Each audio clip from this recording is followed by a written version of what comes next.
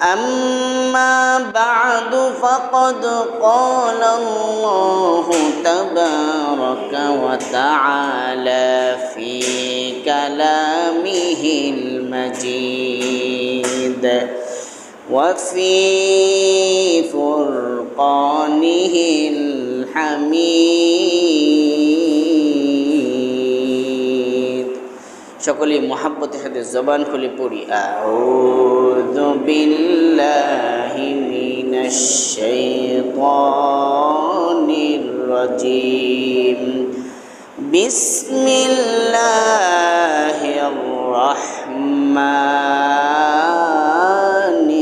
রহিম আল হজ্জু আশহুরুম মা'লুমাত فمن فرض فيهن الحج فلا رفث ولا فسوق ولا جدال في الحج وما تفعلوا من خير يعلمه الله وتزودوا فإن خير الزاد التقوى واتقون يا أولي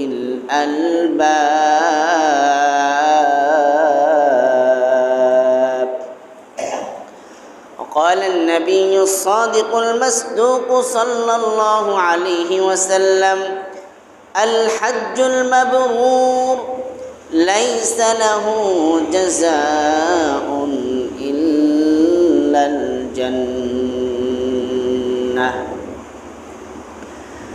मदीने की हवा से मदीने की हवा से जन्नत की बू आती है खाके पाके मदीने में नूर जन्नत चमकती है बलगल उला बिकमालिही कशफत दुजा बिजमालिही हसनत जमीउ खिसालिही सल्लु अलैहि व आलिहि मुअज़्ज़ज़ हाज़िरीन देखते देखते আমাদের কাছ থেকে শাওয়াল মাস বিদায় নিয়ে চলে যাচ্ছে এবং জিলকদ মাস একেবারে আমাদের সন্নিকটে এরপরে আসবে পবিত্র জিলহজ মাস তো রব্বুল আলামিন কালামে পাকে বলেন আল হজ্জু আশহুরুম মা'লুমাত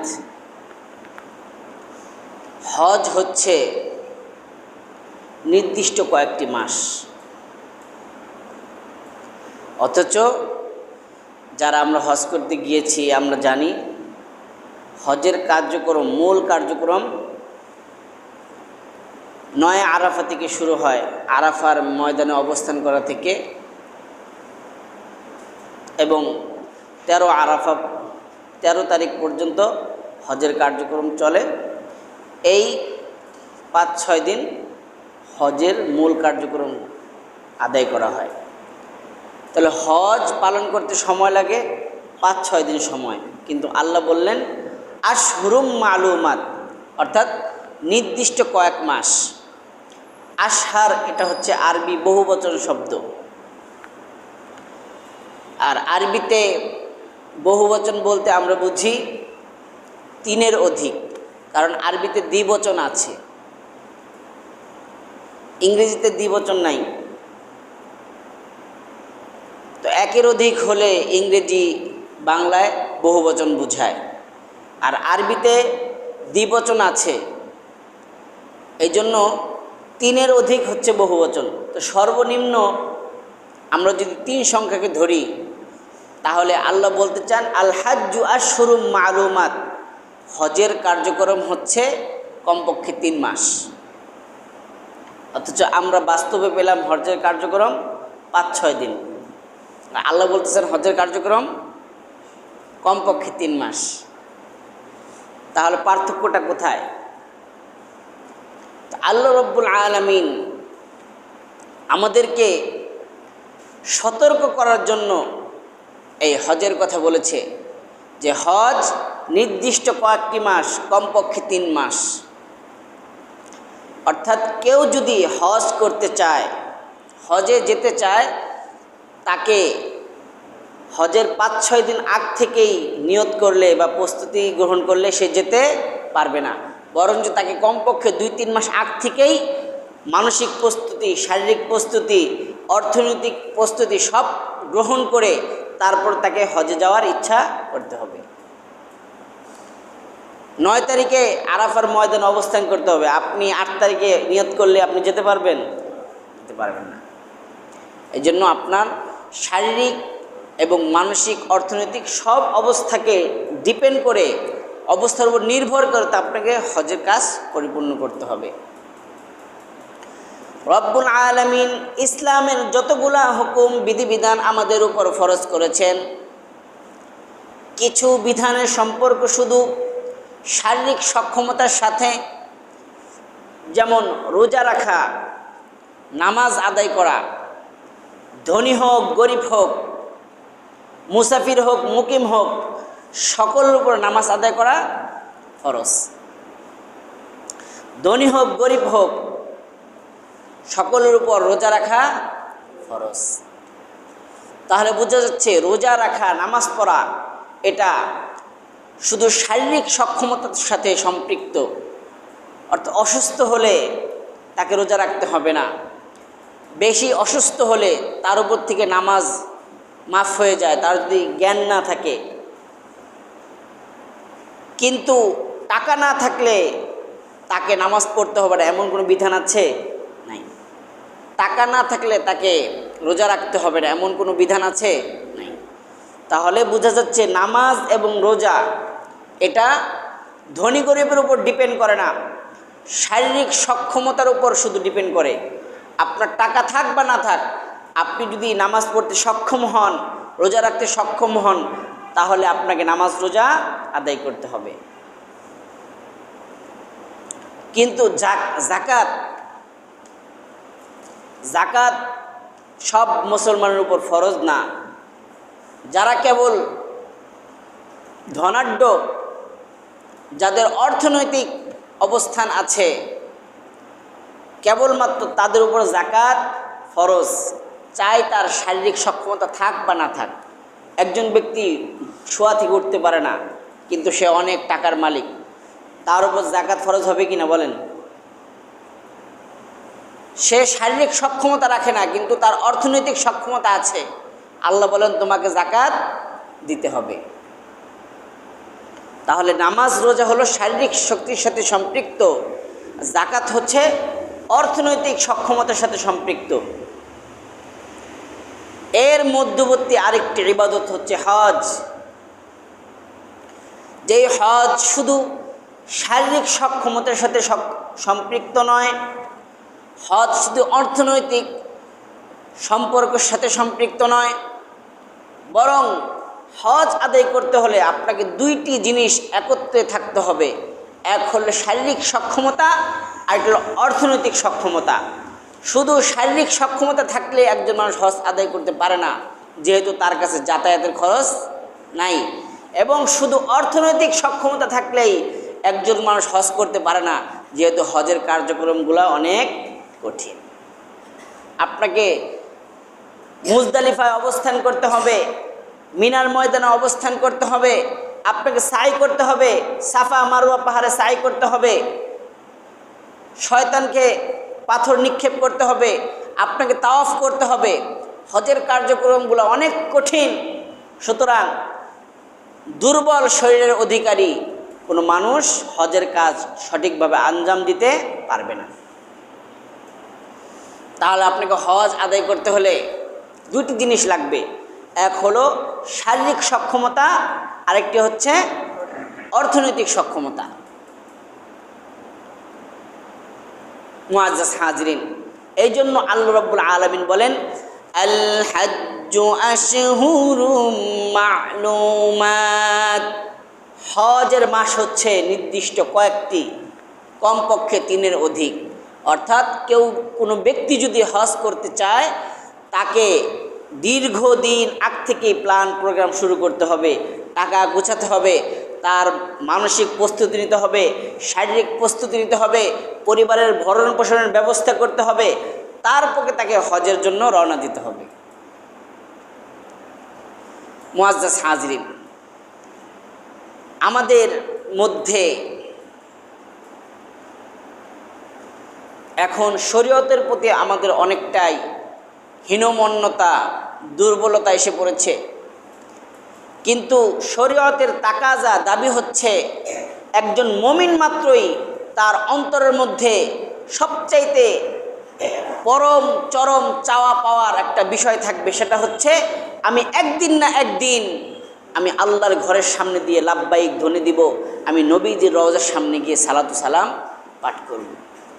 এমন একটা আশা আমাদের সকলের অন্তরে আছে কিনা বলেন? মুমিন মাত্রই এই আশা আপনার অন্তরে থাকতে হবে। আপনার অন্তরে যদি হজের প্রতি কোনো আকর্ষণ না থাকে, আল্লাহর ঘরের প্রতি আকর্ষণ না থাকে, আপনি নিজেকে ঈমানদার বলে দাবি করতে পারেন না।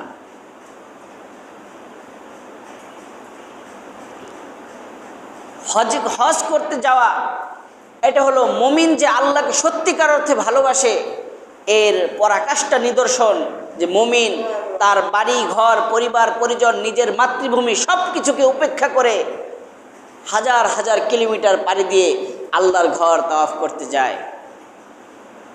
মুমিন যে আল্লাহকে ভালোবাসে এর পরম নিদর্শন হচ্ছে একজন মুমিন হজ করতে যায়। আমাদের দেশেতে এমন অনেক কুলাঙ্গার আছে যারা বলে হজ করতে গেলে শুধু আমাদের টাকা নষ্ট হয়, এখান থেকে আমাদের কোনো আয় হয় না, সুতরাং হজ করতে যাওয়ার কোনো প্রয়োজন নাই। এমন কথা শুধু তারাই বলতে পারে যারা এই পৃথিবীটাকেই তাকে স্বর্গ মনে করে, এই পৃথিবীটাকেই তাদের চূড়ান্ত নিবাস মনে করে। কিন্তু যেই সকল মুমিন মুসলমান পরকালের জীবনকে তাদের চূড়ান্ত বাসস্থান মনে করে, তারা কখনোই এমন কথা মুখে উচ্চারণ করতে পারে না। এই দুনিয়ার ধন সম্পদ আমাদেরকে দিয়েছেন কে? বলেন, এই ধন সম্পদ আমাকে কে দিয়েছেন? আমার হায়াত কে দিয়েছেন? তাহলে আল্লাহর দেওয়া সম্পদ, আল্লাহর দেওয়া সময় আমি আল্লাহর ঘরে জিয়ারত করার উদ্দেশ্যে ব্যয় করব। এতে করে একজন মানুষের বরং শুধু আনন্দিত হওয়ার কথা, এতে কোনো মানুষের ব্যথিত হওয়ার কথা না। কিন্তু যারা শুধু দুনিয়াকেই চরম পরম বাসস্থান মনে করে, চিরস্থায়ী নিবাস মনে করে, তাদের মুখে এই কথা মানায় যে হজ করতে গেলে আমাদের কোনো ইনপুট হয় না, শুধু আউটপুট হয়, আমাদের শুধু টাকা খরচ হয়, আমাদের দেশের কোনো উন্নতি হয় না। অথচ আল্লাহ রাসূল সাল্লাল্লাহু আলাইহি ওয়াসাল্লাম বলেন, যেই ব্যক্তি হজ পালন করবে ওই ব্যক্তির সাথে আর দারিদ্রতার সাথে কখনো সাক্ষাৎ হতে পারে না। আপনি এমন একজন ব্যক্তি দেখান যে হজ করতে গেছে, হজ করে আসার পরে সে একবারে ফকির হয়ে গেছে, এরপরে আর তার চলাফেরার সক্ষমতা নাই, সে রাস্তায় বসে বসে ভিক্ষা করছে। আছে এমন একজন ব্যক্তি? আপনাদের জানা আছে? আমার জানা নাই। যে হজ করে আসার পরে সেই যে 4 লক্ষ 5 লক্ষ টাকা খরচ করার পরে সে পথের ফকির হয়ে গেছে, আসার পরে তাকে ভিক্ষা করে খেতে হচ্ছে। ইতিহাস বলে কোনো ব্যক্তি যখন হজ করেছে, হজ থেকে আসার পরে আল্লাহ তাআলা তাকে আরো সমৃদ্ধি দান করেছে, শারীরিক সুস্থতা দান করেছে, সে আগের চাইতে আরো বেশি টাকা পয়সা পরিবারের জন্য খরচ করছে। আল্লাহ রাসূল বলেন, যেই ব্যক্তি হজ পালন করবে আল্লাহ তাআলা তার দরিদ্রতা দূর করে দিবেন। সুবহানাল্লাহ। মুআজ্জাজ হাজিরিন, আল্লাহ রাসূল সাল্লাল্লাহু আলাইহি ওয়াসাল্লাম কত সুন্দর করে বলেছেন, বুনিয়াল ইসলামু আলা খামসিন শাহাদাতি আল্লা ইলাহা ইল্লাল্লাহ ওয়া আন্না মুহাম্মাদার রাসূলুল্লাহ ওয়া ইকামিস সালাতি ওয়া ইতাইজ যাকাত ওয়া সাওমি রমাদান ওয়া হাজ্জিল বাইতি মান ইসতাতা ইলাইহি সাবিলা। যে আল্লাহ রাসূল বলেন ইসলামের ভিত্তি 5টি। ইসলামের ভিত্তি কয়টি বলেন? 5টি। এটা আমরা সকলেই জানি, কালেমা, নামাজ, রোজা, হজ, যাকাত। তা আল্লাহ রাসূল কিভাবে এটাকে সাজিয়েছেন? আল্লাহ রাসূল বলেন ইসলামের ভিত্তি 5টি। 1 নাম্বার হলো কালেমা। কালেমার মাধ্যমে একজন মানুষ আল্লাহর পরিচয় লাভ করে। একজন মানুষ জানতো না যে আমার রবকে, আমার মনিবকে, আমার খালিককে, আমার মালিককে। কালেমার মাধ্যমে একজন মানুষ আল্লাহর পরিচয় লাভ করে। সে যখন বলে আশহাদু আল্লা ইলাহা ইল্লাল্লাহ, আমি সাক্ষ্য দিচ্ছি আল্লাহ ছাড়া কোনো মাবুদ নাই, ওয়া আন্না মুহাম্মাদুর রাসূলুল্লাহ, মুহাম্মদ সাল্লাল্লাহু আলাইহি ওয়াসাল্লাম আল্লাহর রাসূল। এখন আল্লাহ এবং তার রাসূলের পরিচয় সে ধারণ করেছে। এখন আমি একজন ব্যক্তির পরিচয় লাভ করেছি, এখন তার সাথে কি আমার সাক্ষাৎ করতে মনে চায় না? বলেন। আপনি জানেন যে ঢাকার একজন ধনী ব্যক্তি, সমাজসেবক, গরিবের বন্ধু প্রতি মাসে খলিশাখালী বাসীদের জন্য নির্দিষ্ট একটা পরিমাণে হাদিয়া পাঠায়, উপহার পাঠায়, সকলের ঘরে ঘরে সেটা পৌঁছে যায়। দীর্ঘদিন যাবৎ জানেন আপনি যে ঢাকার একজন মহান ব্যক্তি এই কাজগুলা করে। ওই ব্যক্তিকে দেখার আশা আপনার অন্তরে আসবে কিনা বলেন? যে এতদিন যাবৎ আমাকে যে এত কিছু দিচ্ছে, আমার এত উপকার করছে, ওই মহান ব্যক্তিকে আমার একদিন দেখা দরকার, তার সাথে সাক্ষাৎ করা দরকার। একজন বিবেকবান মানুষ মাত্রই তার অন্তরের মধ্যে এই আশাটা জাগ্রত হবে। তাহলে বলেন, আমার এই জীবন দান করেছেন কে?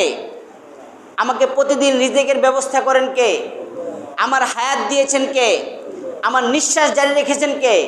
তো সব নিয়ামত যে আল্লাহ আমাকে দিয়েছে, সেই আল্লাহর পরিচয় আমি কালিমার মাধ্যমে লাভ করেছি। এখন কি ওই আল্লাহর সাথে আমার সাক্ষাৎ করতে মনে চায় না? মনে চায় কিনা বলেন? একজন ইমানদার, আপনি যদি বিবেকবান ইমানদার হয়ে থাকেন, তাহলে আপনার আমার মনে চাওয়া উচিত যে যেই আল্লাহ আমাকে এত কিছু দিলেন, আমি দরখাস্ত করা ব্যতীতই আমাকে এত কিছু দান করলেন, সেই আল্লাহর সাথে আমার একটু সাক্ষাৎ করা দরকার, তাকে একটু দেখা দরকার। আল্লাহ বলেন, লান তারানি, দুনিয়ার এই চর্মচক্ষু দ্বারা বান্দা তুমি আমাকে দেখতে পারবা না, তবে তোমার মনের চাহিদা কিছুটা হলো আমি পূরণ করব। কান্নাকা তারা ফা ইল্লাম তাকুন তারাহু ফা ইন্নাহু ইয়ারা। যখন তুমি নামাজে দাঁড়াবা, তখন যদিও তুমি চর্মচক্ষুতে আমি আল্লাহকে না দেখো, কিন্তু মনে করবা আল্লাহ আমাকে দেখছে। আমি যখন রুকু দিচ্ছি আল্লাহ আমাকে দেখছে, আমি যখন সেজদা দিচ্ছি আল্লাহ আমাকে দেখছে। আল্লাহর সাথে তোমার না দেখা একটা সাক্ষাৎ হবে নামাজের মধ্য দিয়ে। সুবহানাল্লাহ। এই জন্য অনেকে বলেন আস-সালাতু মি'রাজুল মুমিনিন, নামাজ হচ্ছে মুমিন মুসলমানের মেরাজ। নামাজের মাধ্যমে বান্দা আল্লাহর সাথে সাক্ষাৎ লাভ করে। তো আল্লাহ রাসূল বললেন যে সেই পরম বন্ধু খালেক মালেক, সে আল্লাহর সাথে তুমি সাক্ষাৎ করতে চাও, ইমানের পরে তোমাকে দেওয়া হলো নামাজ। নামাজের মাধ্যমে তুমি আল্লাহর সাক্ষাৎ লাভ করবা। মুমিন বান্দা যখন প্রতিদিন 5 ওয়াক্ত আল্লাহর সাথে সাক্ষাৎ করে নামাজের মাধ্যমে, দীর্ঘদিন নামাজ পড়তে পড়তে মুমিন আর আল্লাহর সম্পর্কটা এত গাঢ়, গভীর, নিবিড় হয়ে যায়। এখন মুমিনের মনে চায় যে আমি সারাদিন কষ্ট করে যে টাকা পয়সা উপার্জন করি, এটা আমি আমার বন্ধুর জন্য খরচ করতে চাই। কিন্তু আল্লাহর কি অভাব আছে? বলেন, আল্লাহর অভাব আছে? কিন্তু বন্ধুর তো মনে চায়, আপনি যখন বেড়াতে যান আপনার বন্ধুর বাড়িতে, বন্ধু যা যা পছন্দ করে আপনি তার জন্য সেগুলো নিয়ে যাওয়ার চেষ্টা করেন। বন্ধু বগুড়ার দই পছন্দ করে, আপনি বন্ধুর জন্য বগুড়ার দই নিয়ে যান। বগুড়া রংপুরের চমচম পছন্দ করে, বন্ধুর জন্য রংপুরের চমচম নিয়ে যান। ফরিদপুরের খেজুরা গুড় পছন্দ করে, খেজুরা গুড় সংগ্রহ করে নিয়ে যান। তাহলে আল্লাহর সাথে একজন মুমিন মুসলমানের কালিমার মাধ্যমে পরিচয় হলো, নামাজের মাধ্যমে সাক্ষাৎ হলো। একজন মুমিন চায় আল্লাহর জন্য আমি আমার কষ্ট উপার্জিত অর্থ ব্যয় করি, কিন্তু আল্লাহর তো কোনো কিছুর প্রয়োজন নাই। আল্লাহ বলে, বান্দা, কোনো ভিক্ষুক যখন, কোন মুসাফির যখন তোমার কাছে হাত পাতে সাহায্য চায়, তুমি যদি ওই অসহায় ওই ভিক্ষুক মুসাফিরকে সাহায্য করো, কেমন জানি তুমি আমি আল্লাহকে সাহায্য করলা। কোনো অসুস্থ ব্যক্তি যখন অসহায় হয়ে পড়ে, তখন যদি তুমি তার সেবা শুশ্রূষা করো, আল্লাহ বলেন শুধু ওই বান্দাকে তুমি সেবা শুশ্রূষা করলো না, কেমন যেন তুমি স্বয়ং আমি আল্লাহর সেবা শুশ্রূষা করলা। এই জন্য বান্দা যখন তার কষ্ট অর্জিত অর্থ আল্লাহর রাস্তায় ব্যয় করতে চায়, আল্লাহ বলেন তুমি তোমার সম্পদ থেকে জাকাত দাও, জাকাত দাও। তাহলে তুমি যখন এটা গরিব অসহায়ের হাতে দিবা, স্বয়ং আমি আল্লাহর হাতে দেওয়ার মতো হয়ে যাবে। সুবহানাল্লাহ। তখন মুমিন মুসলমান কি দেয়? জাকাত দেয়। এখন জাকাত দেওয়ার পরে আল্লাহর সাথে মুমিন মুসলমানের সাথে সম্পর্ক আরো গভীর হয়ে যায়। এখন মুমিন মুসলমানের মনে চায়, আমি যদি পারতাম আমার বন্ধু যেমন করে যেমনটি থাকে আমি সেইভাবে থাকতে চাই। দেখা যায় বন্ধুর বাড়িতে যাবে, বন্ধু পছন্দ করে সে ঠান্ডা পায়েস খেতে পছন্দ করে, আর যে যাবে সে গরম পায়েস খেতে পছন্দ করে। কিন্তু বন্ধুর বাড়িতে যাবে, এই জন্য বন্ধুকে খুশি করার জন্য সে যদিও গরম পায়েস পছন্দ করে, বন্ধুর জন্য ওই পায়েসটা ডিপে রেখে ঠান্ডা করে তারপরে নিয়ে যায়, কারণ বন্ধুকে আজকে খুশি করতে হবে। তা আমরা মানুষ, আমরা সব কিছুর মুখাপেক্ষী, আমরা দুর্বল। খুলিকাল ইনসানু যায়ীফা, আল্লাহ মানুষকে দুর্বল চিত্ত দিয়ে সৃষ্টি করেছেন। সুতরাং আল্লাহ যা যা পারেন আমরা কি তা পারবো? বলেন। আল্লাহ হলেন লাম ইয়ালিদ ওয়া লাম ইউলাদ ওয়া লাম ইয়াকুল লাহু কুফুয়ান আহাদ, তার সমকক্ষ কেউ নাই। তো আল্লাহ তো অমুখাপেক্ষী, বেনিয়াজ, কিন্তু আমরা তো সব কিছুর মুখাপেক্ষী। এরপরও মুমিনের মনে চায় আমি যদি আমার বন্ধুর রঙে রঙিন হতে পারতাম। আল্লাহ বলেন বান্দা আমার রঙে যদি রঙিন হতে চাও, আমি আল্লাহ কখনোই কোনো আহার গ্রহণ করি না। তুমি মাহে রমজানে দিনের বেলা কোনো আহার গ্রহণ করবা না। আমি আল্লাহ কখনোই ঘুমাই না। তুমি মাহে রমজানে এশারের নামাজ আদায় করার পরে দীর্ঘক্ষণ দাঁড়িয়ে দাঁড়িয়ে দীর্ঘ রাত পর্যন্ত 20 রাকাত তারাবির নামাজ আদায় করবা। তাহলে বন্ধু তুমি আমার রঙে রঙিন হবা। আমি মনে করব তুমি আমাকে ভালোবেসে আমার রঙে রঙিন হয়েছ, আর যে আমার রঙে রঙিন হবে তাকে আমি আল্লাহ জান্নাতে তার চিরস্থায়ী নিবাস করে দিব। সুবহানাল্লাহ। তাহলে আমরা আল্লাহর জন্য রোজা রেখেছি, তারাবির নামাজ পড়েছি, এরপরেও একজন প্রেমিক তার প্রেমাস্পদের জন্য আরও কিছু করতে চায়। আল্লাহর সাথে মুমিনের সম্পর্ক যখন আরও গভীর নিবিড় হয়ে গেল, এখন যেই বন্ধুর আপনি পরিচয় লাভ করলেন, তার জন্য কষ্ট অর্জিত টাকা পয়সা খরচ করলেন, তার রঙে রঙিন হওয়ার জন্য না খেয়ে থাকলেন, না ঘুমিয়ে থাকলেন, সেই বন্ধুর বাড়িতে গিয়ে একদিন যেতে মনে চায় না?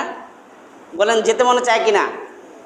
আল্লাহ বলেন বান্দা আমার সাথে তুমি ভালোবাসার 4র্থ স্তর পার করে ফেলেছ, আমার জন্য না ঘুমিয়ে থেকেছ, না খেয়ে থেকেছ, তোমার কষ্ট অর্জিত সম্পদ আমার রাস্তায় খরচ করেছ, তুমি 5 বেলা আমার সাথে সাক্ষাৎ করছো। এখন আমার বাড়িতে তুমি একটু বেড়াতে আসো, আমার বাড়িতে একটু বেড়াতে আসো। এখন কোনো বিবেকবান বন্ধু তার বন্ধুর বাড়িতে বেড়াতে যাওয়াকে অস্বীকার করতে পারে? বলেন।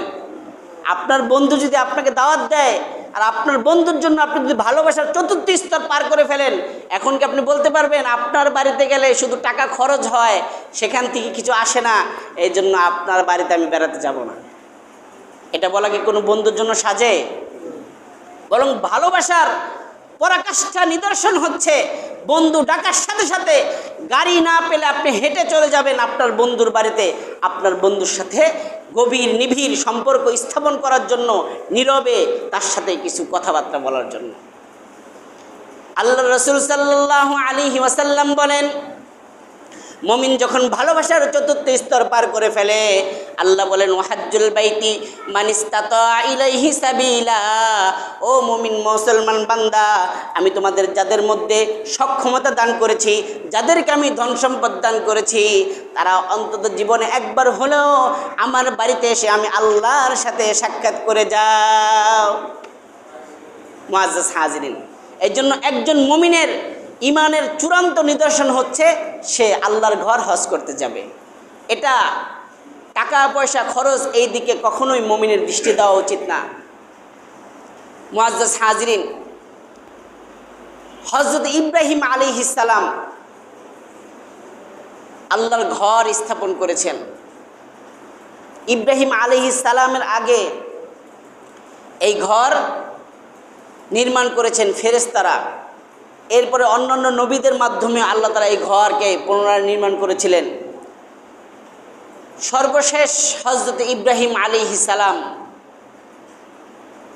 আল্লাহর এই ঘর নির্মাণ করেন, পুনর্নির্মাণ করেন। আল্লাহ রাব্বুল আলামিন বলেন, ওয়াইদ বাওয়ানা লিইব্রাহিমা মাকানাল বাইত, আমি ইব্রাহিমকে আমার ঘর যেখানে ছিল সেই স্থানটা দেখিয়ে দিলাম।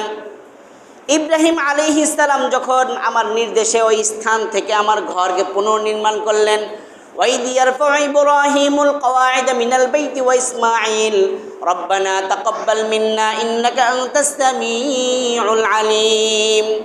ঘর নির্মাণ করার পরে ইব্রাহিম আলাইহিস সালাম তার ছেলে ইসমাইল আলাইহিস সালামকে নিয়ে দোয়া করেন, আল্লাহ আপনার নির্দেশে আপনার ঘরকে পুনর্নির্মাণ করলাম, আমাদের এই কাজকে আপনি কবুল করে নেন।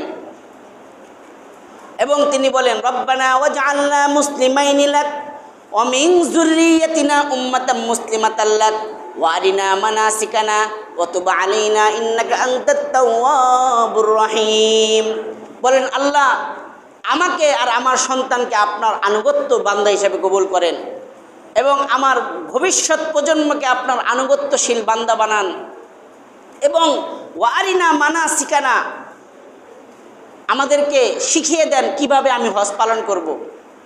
আল্লাহ বলেন, তুমি একা হজ পালন করবা না পৃথিবীতে তোমার যত ভবিষ্যৎ প্রজন্ম হবে তারাও হজ পালন করবে?